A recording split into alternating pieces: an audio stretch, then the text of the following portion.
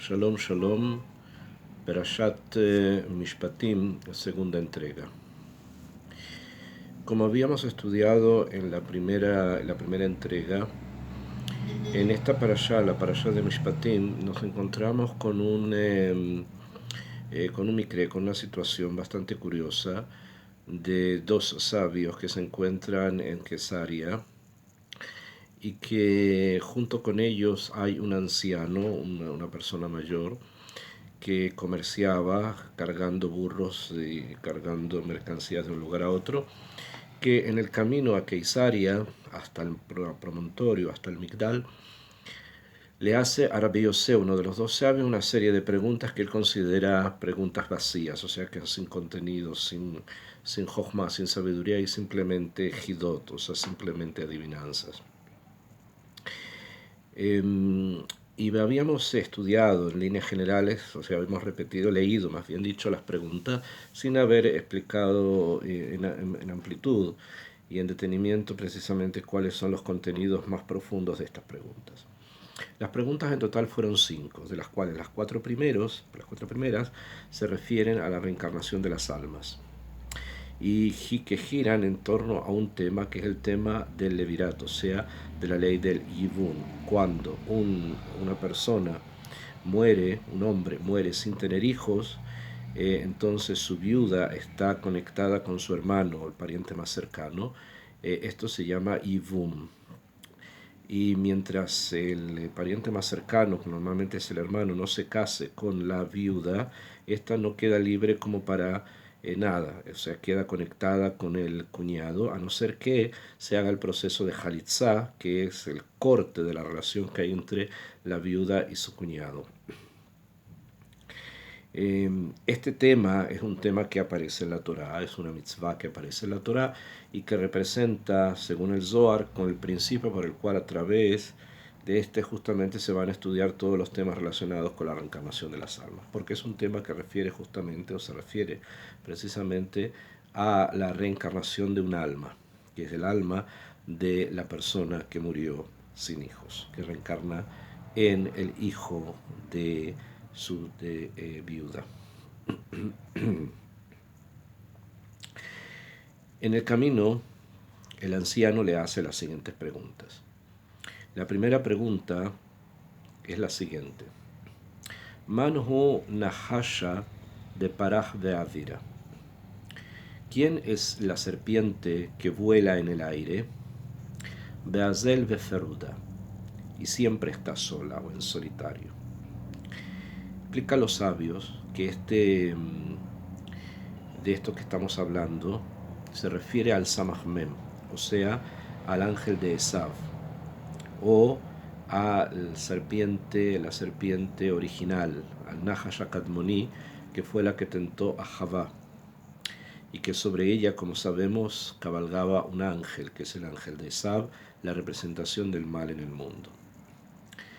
Y este ángel, que es un ángel obviamente, es un enviado de Hashem para que exista la Bejirá, exista el libre albedrío, necesitamos que exista una cantidad otzomati, energética de mal.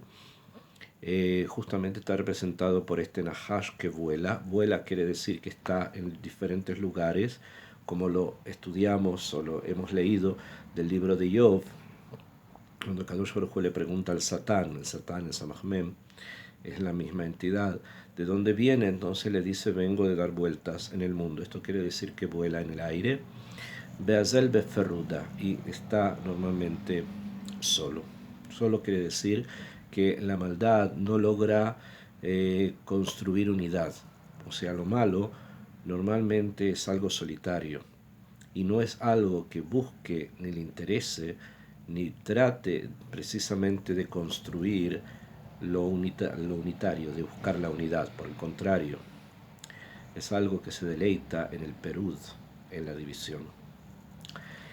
Benkaj u benkaj, entre una cosa y otra, it naija lejad nemala, de Shachef ben Shinoy. Y nos enseña el Zohar, en las interpretaciones profundas de nuestros grandes sabios, Cordovero, Arizal, que cuando una persona muere sin hijos, el alma de esa persona queda aprisionada justamente entre los dientes del Samach Mem, o sea, queda aprisionada en el poder del otro lado, del lado oscuro del mundo.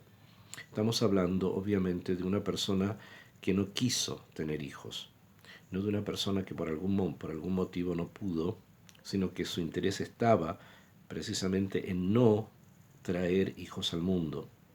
Cuando una persona así piensa, su alma, después de muerto, queda en poder del otro lado del mundo y solamente va a poder encontrar paz o tranquilidad cuando ocurra o pase el tema del yibum, o sea, de la ley del levirato. Esto quiere decir que estamos hablando de una persona casada que con su esposa no tuvieron hijos, y probablemente porque él no quiso, ya sea en forma clara o no clara, patente o latente, entonces el alma de él queda, como dije, aprisionada por el Samach Mem, por el lado oscuro de la fuerza, y solamente va a encontrar descanso cuando la viuda de él se case con su hermano y tengan un hijo. Ese hijo es la misma alma del marido que falleció sin hijos. Ese es el descanso que tiene la Nemalá. La llama Nemalá, el Zohar, porque en Gematria la palabra Nemalá es 125. Y 125 en Gematria Ktaná, que es la Gematria oculta, es 8. 8 en hebreo se dice Shmone, que son las letras de la palabra Neshama. O sea, es un mashal, es un ejemplo de la Neshama. Share Bejibura Besiem Beperuda.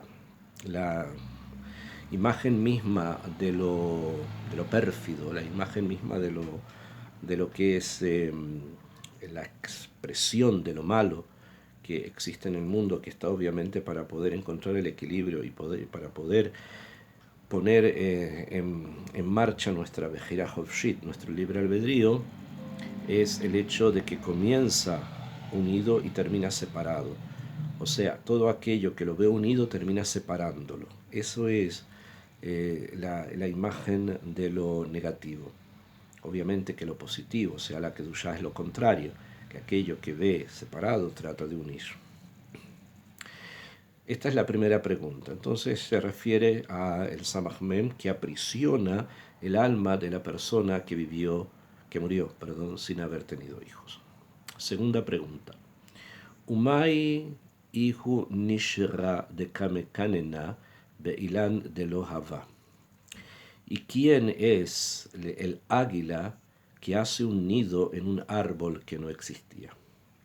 Se refiere, según los comentaristas del Zohar, a el Yabam, o sea, al hermano de la persona que falleció o al pariente más cercano del hombre que falleció sin hijos. Este es el Nesher, este es el águila, que va a hacer un nido, o sea, que va a tener un hijo, va a construir una familia en un árbol que no era, o sea, en un shidduch, una mujer que no era la mujer para él.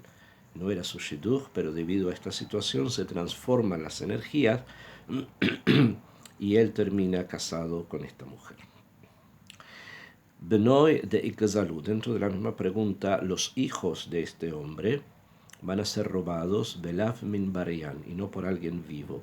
¿Por qué? Porque el hijo que va a tener con su mujer, en este caso con la viuda, no le pertenecen espiritualmente, en cierto sentido, sino que son justamente el alma de la persona fallecida. O sea, no es que él tenga una participación más allá de lo biológico en esta nueva alma.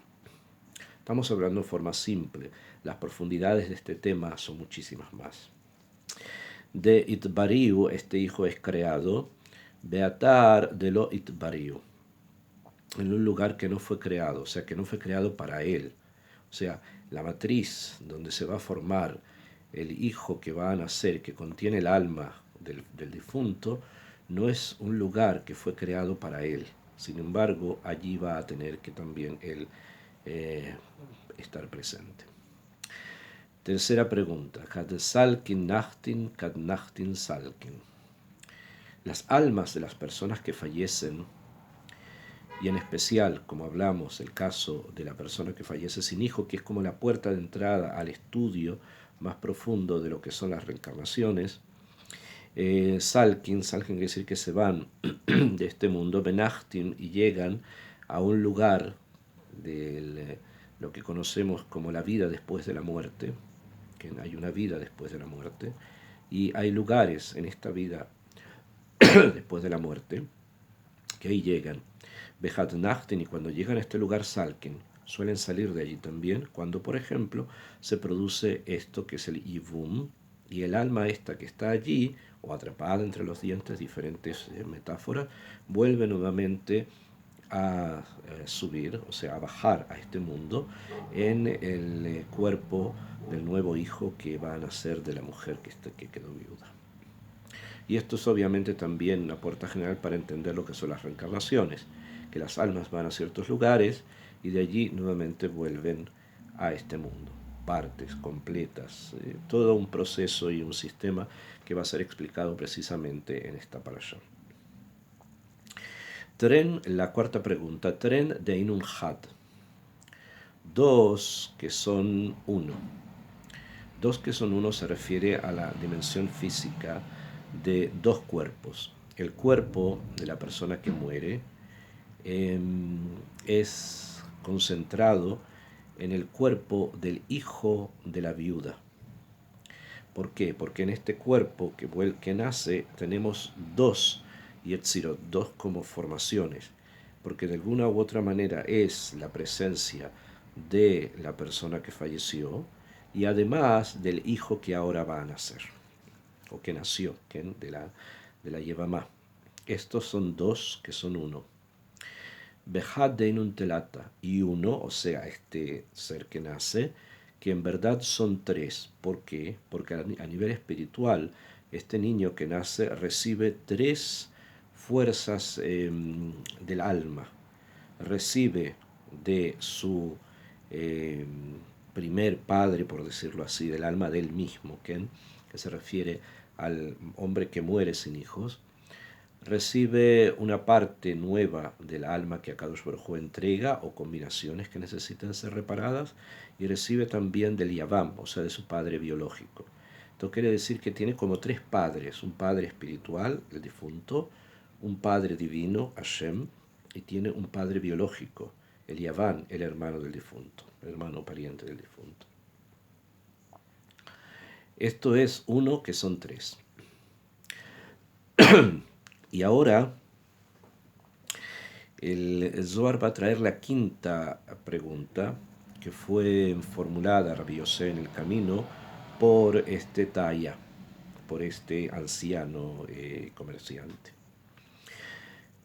Esta pregunta se divide en cuatro partes, son cuatro eslabones de la pregunta, donde se van estructurando precisamente cuatro de los, digamos, misterios mayores que el Zohar encierra, que es lo siguiente. Le dice: Mahu Ulemta Shapirta. ¿Quién es la muchacha hermosa? Deletla Einim, primer eslabón, que no tiene ojos. Begufa Temirta Veitgalia, que el cuerpo está cubierto y revelado, es el segundo eslabón. El tercer eslabón, Ijinafkat Betzafra, ella sale por las mañanas, Beit Kasiat Beyemamá, y se cubre durante el día. Y por último, el cuarto eslabón, Beit Kashetat Bekeshutin de Loabu, y se adorna con adornos que no existían. Top. Esta última pregunta, la número 5, el tema de la Ulemta Shapirta, es sin lugar a dudas uno de los textos más enigmáticos del Zohar y más difíciles de entender, pero también más difíciles de entender a nivel de pshat, o sea, a nivel del entendimiento simple. Porque para poderlo entender vamos a necesitar explicaciones. Para entender lo que estamos leyendo vamos a necesitar explicaciones. Por lo tanto, es muy difícil poder estudiar la Ulenta Shapirta sin apoyarnos en nuestra tradición oral, y en especial de los jajamín que han estudiado el Sod, o sea, que han estudiado los misterios del Zohar. Por eso quiero explicar esta quinta pregunta, que es crucial y justamente probablemente es la pregunta básica de las 5 preguntas que hace el anciano, a pesar que justamente las primeras tienen que ver con la reencarnación, de lo que él va a hablar después. Después van a dejarlo a él hablar y él va a hablar precisamente de reencarnaciones. Sin embargo, antes de eso, el anciano, al hacer esta quinta pregunta, pone como el marco a través del cual nos vamos a tener que enfrentar a la doctrina de las reencarnaciones, a esta realidad de las almas que vuelven nuevamente al mundo. Y en este punto aparece justamente el tema de la Olemta Shapirta. Hay dos formas de entenderlo. Hay una forma de entenderlo a nivel clalí, general, de que la Olemta Shapirta es Knesset Israel, que se refiere a quién, a la comunidad de Israel.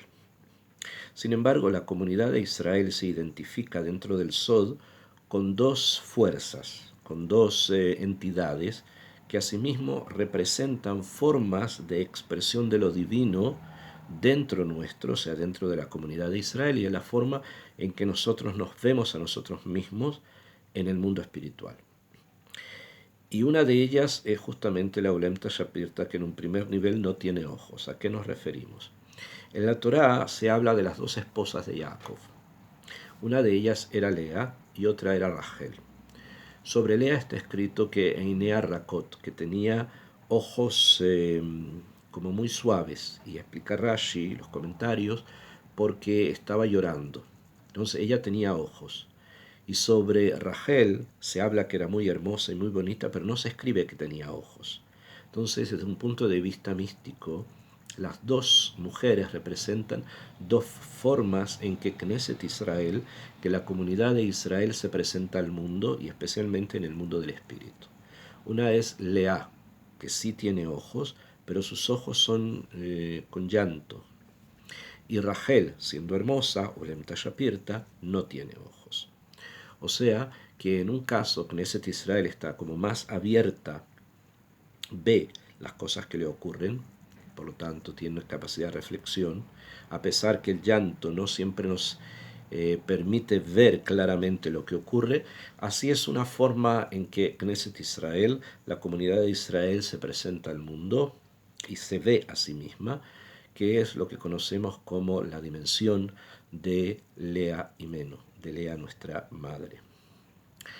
Sin embargo, hay otro punto que es la dimensión de Rachel, y en esta no tenemos ojos, o sea, Behemet, no vemos lo que ocurre alrededor nuestro, somos ciegos y no percibimos la Amkut, la profundidad que las cosas tienen porque no las vemos. Estas son las dos perspectivas de Knesset Israel. En este punto, en el Zohar, estamos hablando de la perspectiva de Knesset Israel sin ojos. Por lo tanto, necesita una conducción directa de Akadosh Baruj Hu, porque no tiene quien la oriente sino otra persona, y este tiene que ser Hashem. O sea, es la Knesset Israel, el pueblo judío, en la Bejiná, en el aspecto de la entrega total a Dios, la entrega total a Hashem Itbaraj. Eso es en un primer nivel. Esto no quiere decir que Lea no tenga entrega total a Kadosh Baruj Hu, pero es una entrega que pasa por una cierta visión, que pasa por una cierta voluntad, por una cierta perspectiva de autonomía. En cambio, Rachel no. Al no tener ojos, siendo hermosa, es completamente dirigida por ¿quién? Por el Creador del mundo. Segundo segundo eslabón en la descripción de la Olemta Shapirta, dice que Gufa Temirta Beitgalia, que se oculta y aparece. Es la dimensión, obviamente, de Knesset Israel, de la comunidad de Israel, que a veces tiene momentos de ocultamiento, como la luna, los galuyot en los que estamos, y a veces tiene momentos de revelación, como la época del primer templo, David Shlomo, en la época del segundo templo, los Hashmonaim, en las épocas incluso en el Galut, donde hemos visto grandes milagros, como es, por ejemplo, en la época de Purim, las grandes lumbreras de nuestro pueblo han mostrado algo de lo que es el cuerpo de Knesset Israel, Ramban, Maimónides, las escuelas talmúdicas de Babel y el mundo del estudio de Torá, la revelación del Zohar, etc.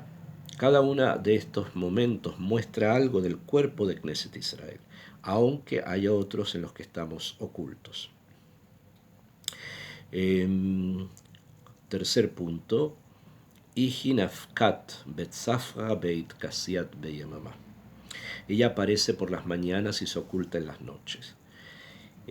O se oculta durante el día. Eso quiere decir que Tzafra en los primeros momentos de la historia del mundo estaba presente en Knesset Israel, y precisamente en los momentos de la construcción del primer templo, la llegada de Yoshua a la tierra de Israel, la construcción del primer templo es la mañana de la Yahadut, que antes de Matan Torah, la entrega de la Torah, y durante el tiempo se fue como ocultando, fue como estando no presente. Eso no quiere decir que no esté, pero no está presente. Y finalmente el último punto que se trata es el hecho de que Itkashat bekishuten de lo avo, que se arregla, se adorna con adornos que no habían. Se refiere justamente al hecho de que cuando una persona vuelve en Tshuvá, o Knesset Israel vuelve en Tshuvá, entonces los pecados de la persona se transforman en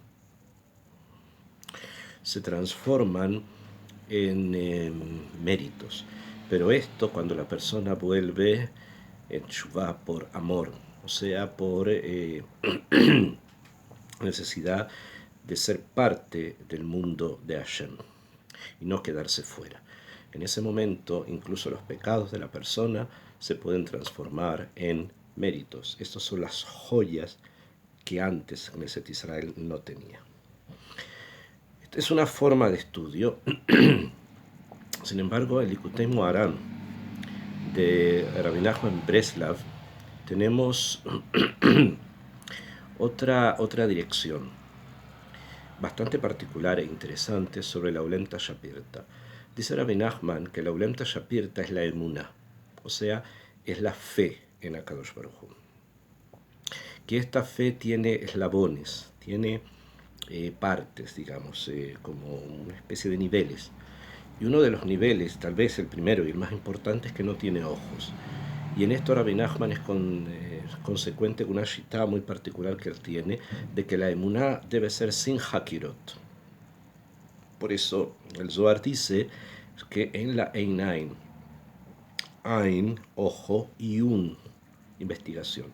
O sea, la emuná debe ser una emuná pshutá, en lo que Akadosh Baruj Hu enseña, sin investigar, sin preguntas, sin dudas, completa, total, simple, como una mujer hermosa, pero sin ojos. O sea, la emuná es hermosa cuando no investiga, cuando no pregunta. En ese momento se transforma en algo hermoso. Esto no quiere decir que sea la única Vejina de Am Israel, porque existe otra Vejina, que es la de Lea, como también explicamos hace poco. Y allí, sin embargo, los ojos de Lea son llorosos.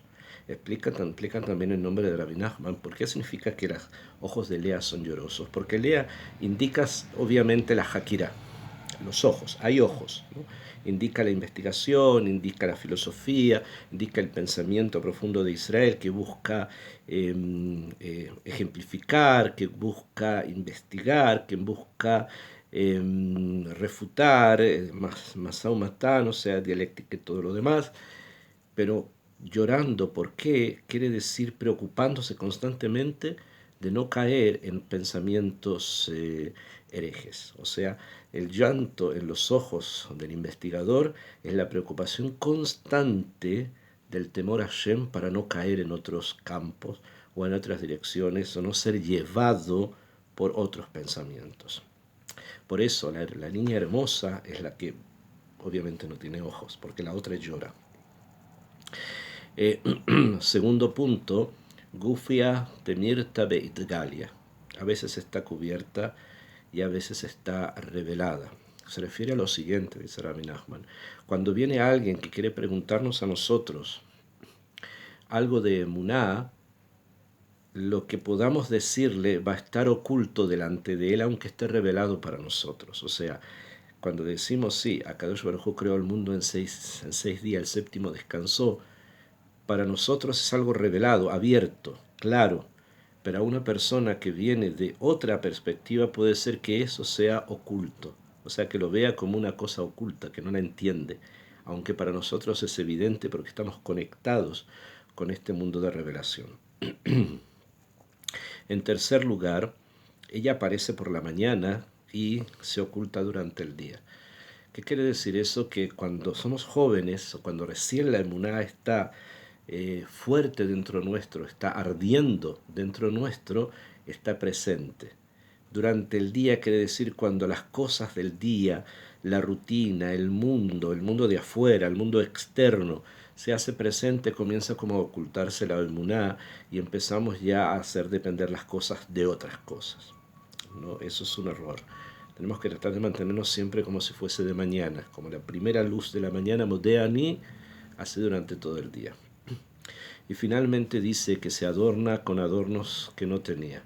Explica Rabbi Nachman, se refiere a los Balei Tshuva, a las personas que antes no cumplían Torah y ahora cumplen, o se refiere a los convertidos, las personas que antes no eran judíos y ahora sí lo son. Son joyas que recibe la emuná que no tenía, son joyas nuevas, son cosas nuevas que ahora la emuná tiene. La Ulem Tashapirta se adorna precisamente con estas nuevas personas, aquellos que habían abandonado el judaísmo, no lo tuvieron nunca e ingresan, y aquellos que ni siquiera eran judíos y reciben sobre sí acercarse a Kadosh Baruj Hu. Esas son las joyas de la Ulem Tashapirta. Estas son las preguntas que Rabbi Yosef recibió. Él dice, bueno, esto fue lo que me dijo. No hay nada en esto, dice, son cosas vacías. Vemos que no son tan vacías. Y los sabios deciden llamar al anciano para que explique, para que se explique delante de ellos.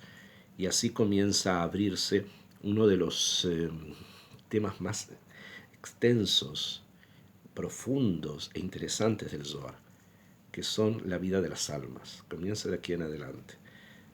Bezrat Hashem. Shalom, shalom.